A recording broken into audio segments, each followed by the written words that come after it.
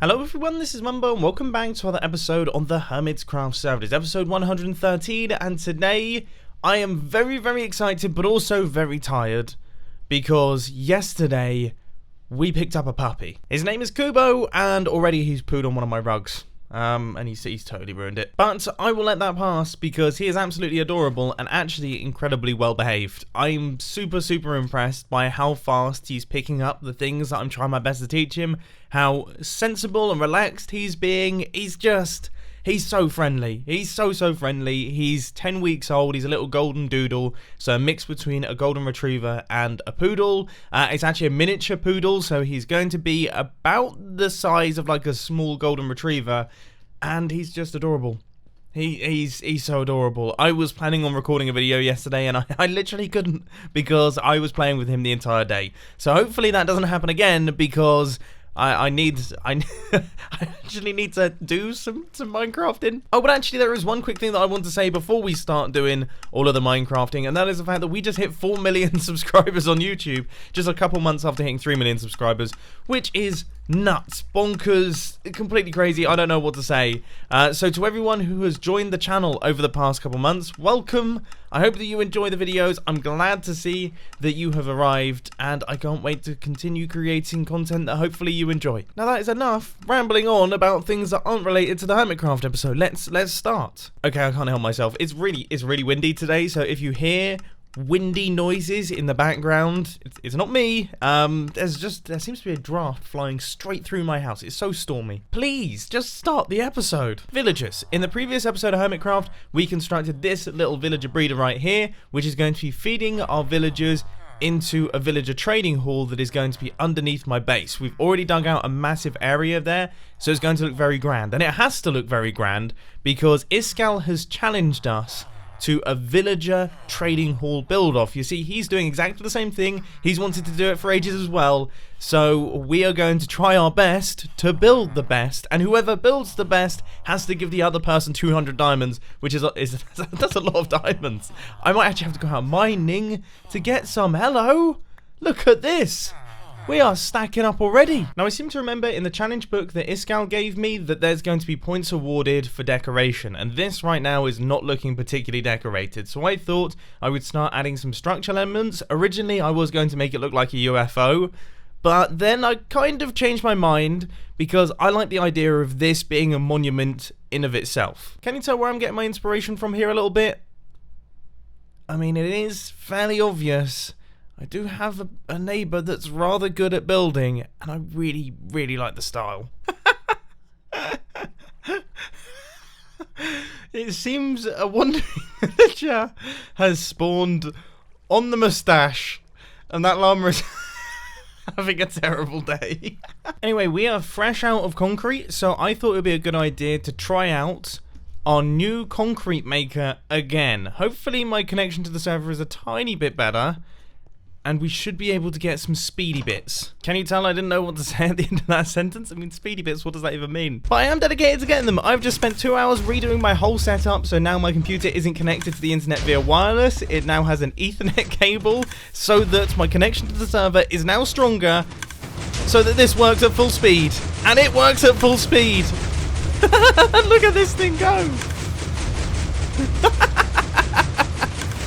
Oh, hardened concrete is the best. I would say the 2 hours and really ugly Ethernet cable currently winding its way through my living room was totally worth it. Oh, this does not look good, does it? This really looks terrible. Okay, need a rethink. I would say we put them on the diagonals.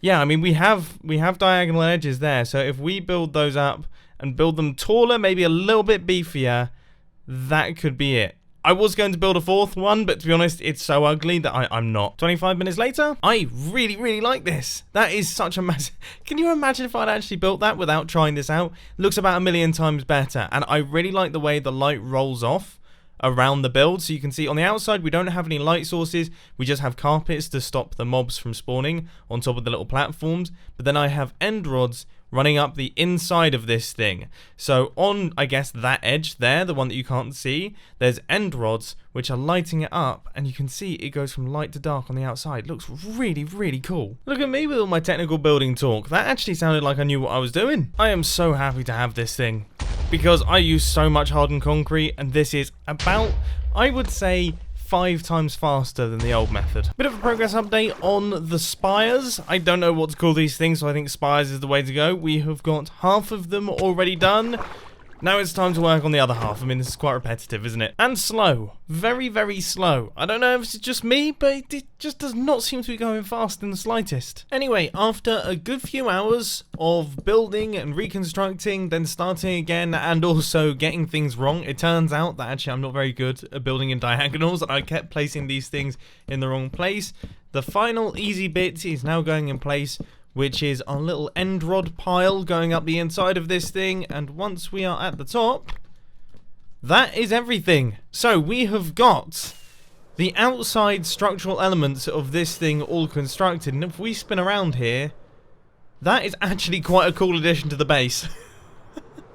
Now obviously still plenty of things to do. Want to do the underside of this thing, and also the area surrounding the build, because obviously this isn't looking particularly good, but that is a big upgrade, isn't it?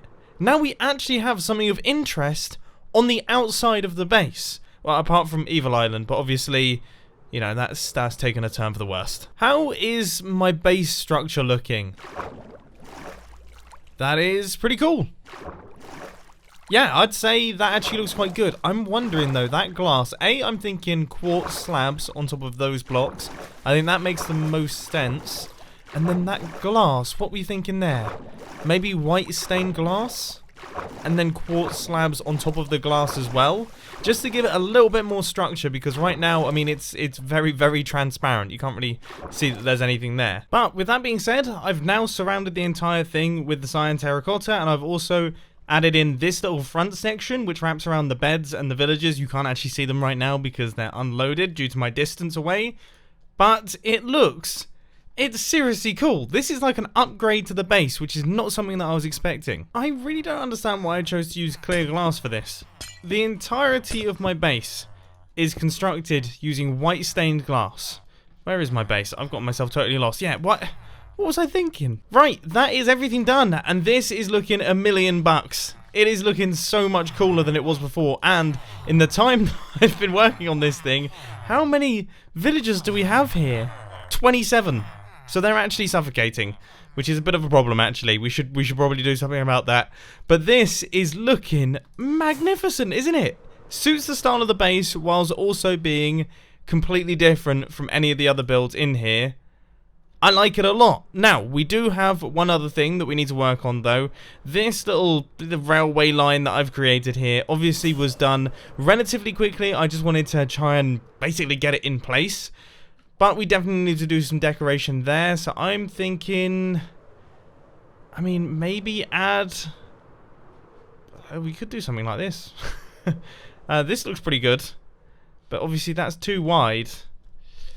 It's difficult to know. And yes, me shooting that bow was me trying some old school Minecraft mechanics, because I realised that I'd run out of firework rockets about a mile away from my base. What do we think to this? It's small, it's minimal, it fits in with the theme that we have going on here. I'm actually a fan. Sometimes you just don't need to overcomplicate things. And I think this might be my favourite view of it. I mean, look, I've got my field of view set perfectly. We have a nice angle of the thing running into it, and then you can see it just popping up in the distance. Nice. Very, very nice indeed.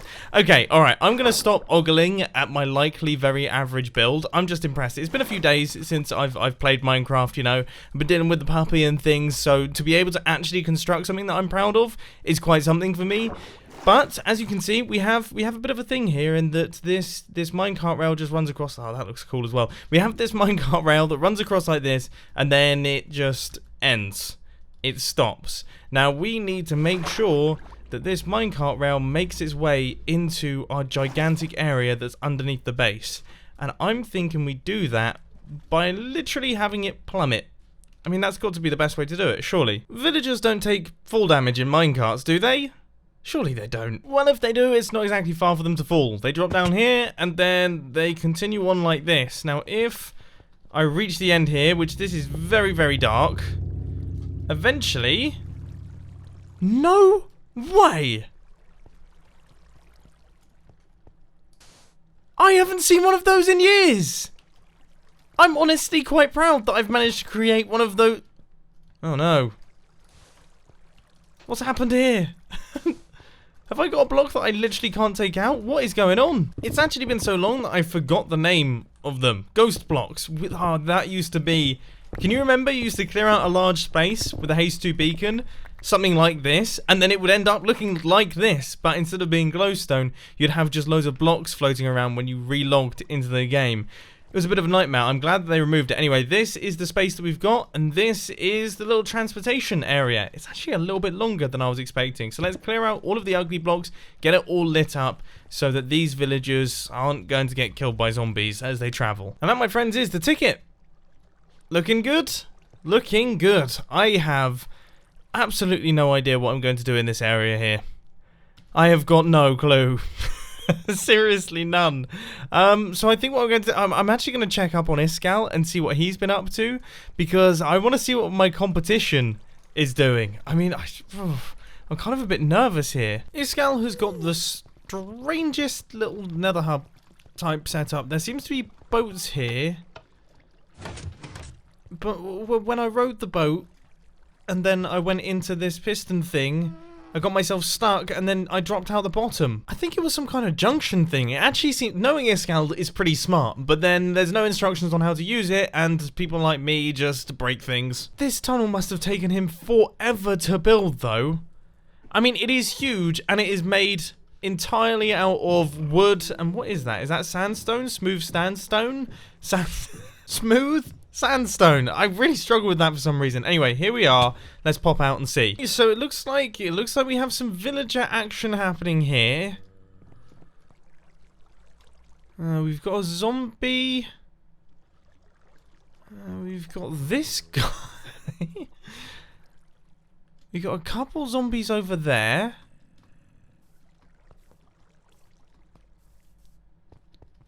I mean, I am beyond curious. Now, okay, let's talk on the specifics here. Without a shadow of a doubt, my build looks cooler than Iskall's, okay? Mine's got all the decoration, it's looking nice. Look, I mean, look, he's using mushroom blocks for his little bump ups on his minecart rail. Okay, this is not good. Okay, this is not good looking. But it looks like he's further along than me when it comes to the smartness of his system. Yeah. It looks like he knows what he's doing. So is this one of those things where the zombie is going to attack the villager, and then Iskall is going to cure the villager to get better trades? Is that a thing? I haven't actually stayed up to date too much with how the trading mechanics works, but I know that zombies and things are involved. I'm gonna have to go away and do some serious research here, because it looks like he's gone the full technical route, whereas I've gone the pretty route so far, and I don't know where that leaves us in the rankings. I do like his mushroom island though. His mushroom island is very cool. I'm actually surprised that phantoms can spawn here. That has caught me a little bit off guard. Back over at my base now, one thing that I have thought is that whatever happens, I want to have plenty of villagers, so that, well, A, there's room for casualty, because let's face it, there is going to be casualty, but also I just want to make sure that we have enough so that we can instantly start getting into things. I can start experimenting on the Hermitcraft server with actual villagers, so I don't have to wait for them to actually be bred up. So let's try our best to start transporting them from this area here over into the new space, or at least that little catchment area that I've literally just created. Let's just find out if this even works first. Oh gosh, I'm filled with so much fear. Alright, here goes the little villager, which is the best thing ever, by the way, just watching him transport himself along here. He drops through. How have you not got any momentum? That makes zero sense to me. That is so strange. So strange. Is it not strange? The dude was literally just moving. Oh no! I've stacked up all my villagers. Dude, just get moving. I can't even get down there.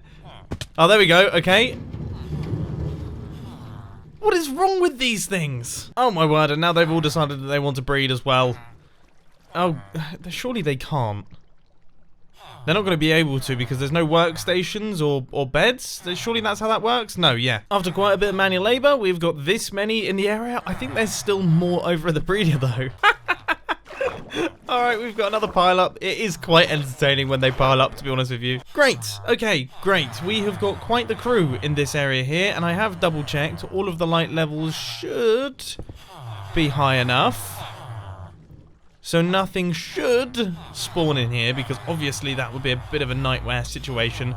So I'm going to block everything off. We're going to leave these guys in here, and then I'm going to go AFK overnight at the villager breeder once again, so that we're stacked up with about 50 villagers. 14 sleepless hours later, having a puppy is no fun. I have come back to see this. What on earth has happened?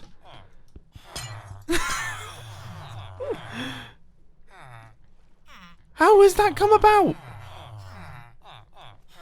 I don't even really know what to do here.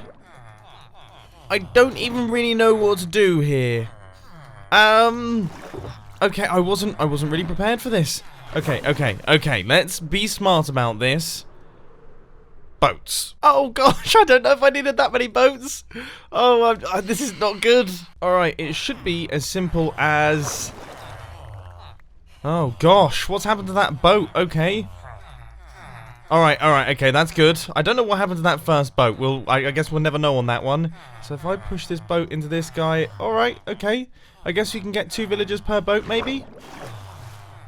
Or is that not really... Yeah, that's probably not smart, because then I can't control the boat. He's in there. This is satisfying. This is quite satisfying.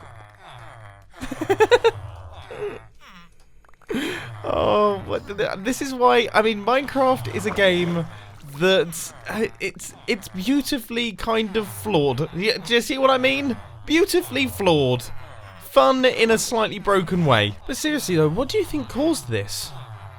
Do you think it's because these blocks here aren't there? So basically the server closed, so I guess there was a server restart, and I reckon there's a chance that some of the villagers were being pushed to the edge of this area here. Or maybe they took suffocation damage and just exploded outwards. Like the entity cramming thing, but then again it doesn't look like there's that many there. Oh no, there's 35 villagers there. Oh yeah, that shadow's quite dark. I think that actually there's far more villagers there than I was previously led to believe. Yes, there definitely is. Oh, okay. Right. Well, don't know what to do here. I guess we leave it. I guess we run away. Good grief, though. It does look cool from a distance, doesn't it? Very, very cool. What an awesome addition to the base. So here's the deal. I reckon in the next episode of Hermitcraft, we should start work on the things that are actually being constructed in here. And I'm going to be honest, I think it might be time to have a chat with Iskall and just talk to him about what he's actually up to, because I'm genuinely curious. I'm really curious as to what he's constructed here, and I'd like to hear him explain it, because even though this is a competition, okay, it's kind of a friendly competition. Obviously 200 diamonds is a lot of diamonds. Alright, so there is quite a lot on the line, but I think both of us want each other to succeed here, and both of us want to have really cool villager trading stations on the inside of their bases. So I feel like the free sharing of information is going to lead to a win for the pair of us. So I'll have to have a chat to him at some point and just try and work out what on earth is going on over there, because it looks far smarter than anything that I've constructed so far. But anyway, I really do hope that you've enjoyed this episode on the Hermitcraft server. It's been a lot of fun. I'm now going to go back over to Kubo to make sure that he hasn't pooed on my rug again, which he probably has. He's a puppy, that's what they do. So I hope you enjoyed. If you did, please hit that like button, and if you really loved it, then make sure to subscribe. But thanks for watching, guys. This has been Mumbo, and I'm out. I'll see you later. Outro time. It is outro time. I don't know why I always sing at the start of these little outros. Anyway, oh, I started recording this outro before I knew what I was going to say during it. I've only got 7 seconds left as well. I don't know if I can say anything meaningful in that time. Well, now my time's up.